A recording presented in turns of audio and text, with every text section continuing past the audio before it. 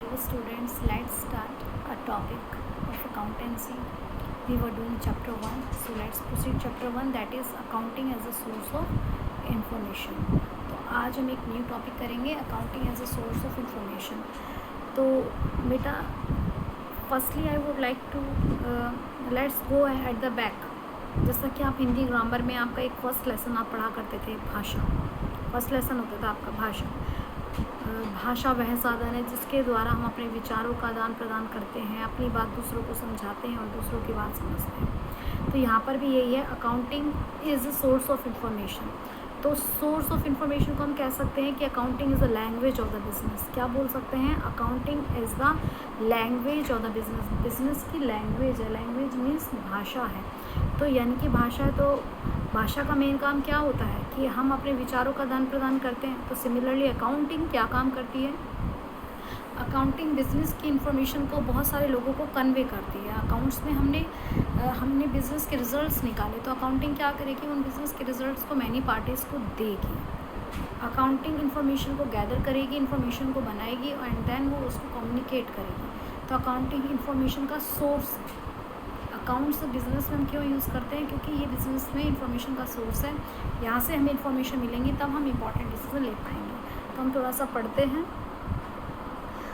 Accounting is often regarded as a language of the business since the main aim of any language. किसी भी भाषा का main काम होता है to serve as a means of communication, कि communication हो जाए.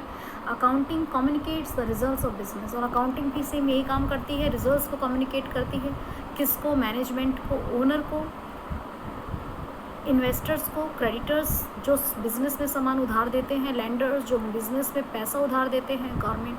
यानी कि बिज़नेस का मेन काम क्या है? इन सभी लोगों को इन्फॉर्मेशन प्रोवाइड करना. Accounting as an information system is a process of identifying, measuring, recording, summarising and communicating the information about business to interested users of information. हमने अकाउंटिंग के डेफिनेशन में भी पढ़ा था. Accounting is an art of recording, classifying, summarising the information of the business so that we can use it in decision making. तो accounting information का source है. Accounting में हम रिकॉर्ड करते हैं, क्लासीफाई करते हैं, समराइज करते हैं और हम इंटरेस्टेड पार्टीज़ को इन्फॉर्मेशन को कन्वे करते हैं. Different groups of persons have vested interest in business. बहुत सारे ग्रुप ऑफ पर्सनस का बिजनेस में इंटरेस्ट होता है. Accounting provides useful information. और अकाउंटिंग क्या करती है? ये यूजफुल इन्फॉर्मेशन उन सभी पार्टीज़ को डिलीवर करती है. So this is the topic of today कि अकाउंटिंग बिजनेस का लैंग्वेज है. Now let's proceed on the homework. आपको होमवर्क में करना है, ये ऑब्जेक्टिव टाइप क्वेश्चंस हैं. आपको इसमें क्या मेंशन करना है?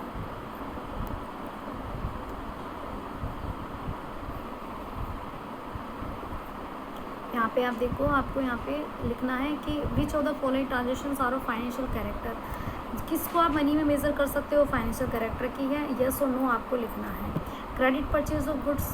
अब अगर आपने मटेरियल उधार पर परचेज़ किया तो मनी में मेज़र हो सकता है. Yes. Strike by employees. Employees ने स्ट्राइक कर दी तो कितना नुकसान हुआ हम ये तो नहीं बता सकते कि कितना नुकसान हुआ, लेकिन इवेंट इंपॉर्टेंट है. तो क्या इसे मनी मेज़र कर सकते हैं? नो. तो स्ट्राइक बाय एम्प्लॉइज़ भी क्या होगा? No.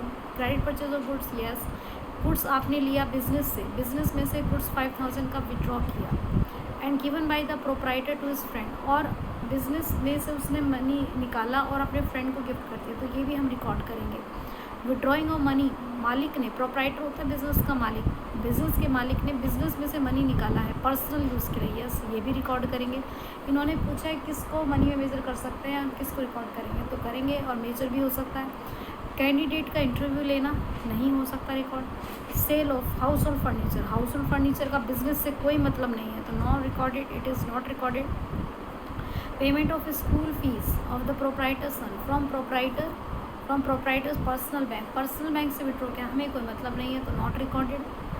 Make promise to send the goods. Promise करना नहीं, बिजनेस में प्रॉमिसेस को रिकॉर्ड नहीं करते, अकाउंट्स में नहीं करते. रिसीव एन ऑर्डर नहीं होगा record. Loss of goods by fire. ये इवेंट रिकॉर्ड होगा क्योंकि हमें पता रहेगा कि हमारा कितना सामान लॉस्ट हुआ है, तो it will be recorded. It can be measured. Value of human resources. It can not be measured, it will not be record in the books of accounts. तो आपको इसको पूरे को स्टडी करना है और आपको बताना है इनमें से किसको हम रिकॉर्ड करेंगे, किसको नहीं करेंगे. एक और क्वेश्चन आपका होमवर्क में है, आपको ट्रू फॉल्स बताना है. Accounting is the language of the business. True और false? True. Accounting is helpful in raising loans. क्या अकाउंट्स आपको लोन लेने में मदद करता है? Yes, true. Accounting is not accepted as evidence in legal matter. क्या अकाउंट्स को हम लीगल मैटर में यूज़ कर सकते हैं एज एविडेंस? इसने बोला नॉट एक्सेप्टेड, तो ये फॉल्स एक्सेप्ट हो सकता है। Management of an enterprise is the internal user of its accounting information. Yes, management जो है वो अकाउंटिंग इन्फॉर्मेशन को यूज़ करते हैं और इंटरनल यूज़र है।